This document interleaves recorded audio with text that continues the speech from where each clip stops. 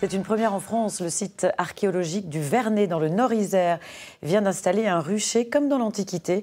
Ce projet expérimental s'inscrit dans la continuité du jardin antique déjà mis en place. Nathalie Rapuc et Franck Serroni nous font visiter ce rucher exceptionnel. Plusieurs dizaines de milliers d'abeilles s'affairent autour de ce nouveau rucher. Une ruche moderne au centre, une en bois à droite et une autre en paille, comme dans l'Antiquité. Quand on avait une région où il y avait beaucoup de paille, de chaume, de choses à récolter, on faisait de la vannerie. Quand on avait du bois facilement accessible, très résistant, on faisait plutôt des rucherons, des ruches qui étaient évidées, où on mettait des abeilles à l'intérieur. Voilà, on faisait différents types de modèles de ruches à l'époque.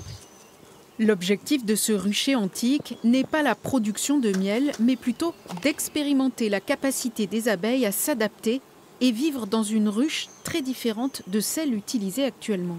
Là, je mets du sirop, juste pour le démarrage, pour leur permettre de construire le plus rapidement possible, pour que l'essaim se développe le plus rapidement possible. Cet apiculteur a étudié des textes anciens pour travailler avec les archéologues du site du Vernet, qui ont déjà recréé un jardin antique. On a essayé de trouver des espèces qui étaient d'ailleurs citées par les agronomes latins. Ils nous citent des espèces comme le thym. Ils disent même que le miel de thym, c'est le meilleur. Sur les 13 hectares de cette ancienne villa romaine, des pots ont été retrouvés, puis analysés. On sait par les textes qu'on déposait des rayons de cire d'abeilles sur le pot en offrande aux dieux. Donc là, on a un exemple de cette pratique-là. C'est évident pour nous qu'il y avait des ruches à proximité et sur le domaine. Les reines et 15 à 20 000 abeilles ont été installées en mai dernier dans les ruches expérimentales. Une opération délicate et beaucoup d'incertitudes pour la saison estivale.